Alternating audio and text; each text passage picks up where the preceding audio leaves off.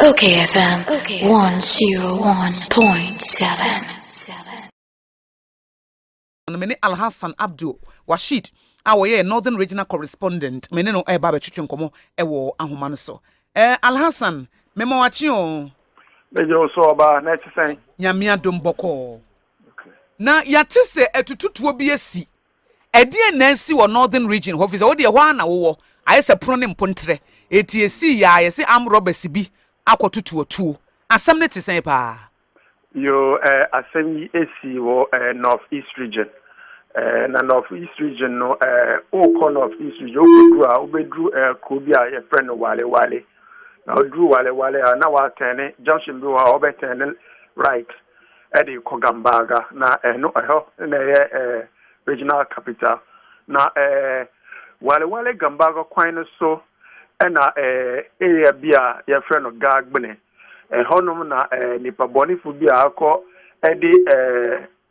barricade ana omudi ndua na mbo akoto kwan se omo yo maje se omo be robe na asemi esi ndra na police enya intelligence from drivers omo apply that Gambaga wale route on no na omo bo police amanenti police ye waka eko drew honomo na drew honomo exchange of gunfire see na police etimi bo amraba baako etu on the honoma na kai honomo instantly and the other three no police suspect say omo sustain different degrees of injuries umudi edwane afa bush no mu akọ bibi ha ebi so mo ko mo escape enti police free communities omo ben Gambaga wale kwan no say so mo say obi pra to say gunshot wound no say omo bo police amane ana say obi dey akọ hospital ana obi dey akọ native doctor nchen say oko san ho ayere say omo report incident no ma police so that police be akọ question no regarding sana onya and the ACA otimi epra sa pranti currently like say police at deposit body no hospital omo ye ho investigation. Okay next we na ya kromfo and na ya kromfo mayo madwen say omo be rob communities omo apply wale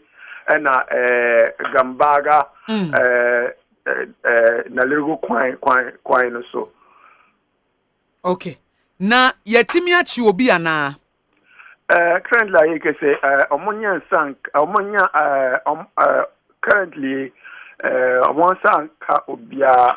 de omonsa ka na de omobo no tu a oni de wewu ewo that particular sport on but three others now omoya accomplices no omunyina omuyidwane. Okay na dia na police for kanfa sasemi ho preliminary report sa nipa yi omo according to omo report omo nya identify body no with regards to baby of free and identity no omo keep under wraps but issue ewo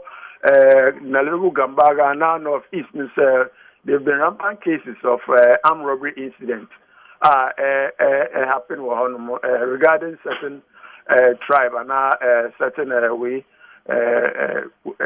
nkofo na omo dwen say omo di sabon no enti currently I can say omo start regarding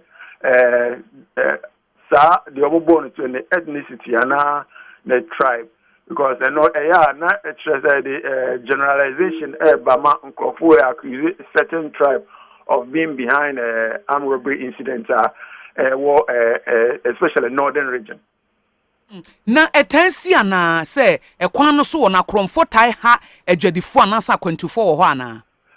wo hwe wale Gamba kwan no so tansi esiama na leader overlord of Mamprogo afre the relevant authority police command say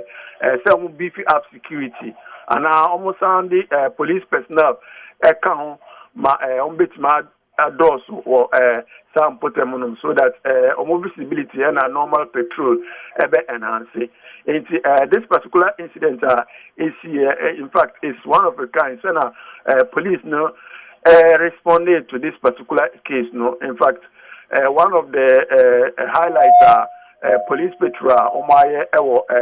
Northeast Regional regarding this armed robbery incident. Okay, Al-Hassan Medasi.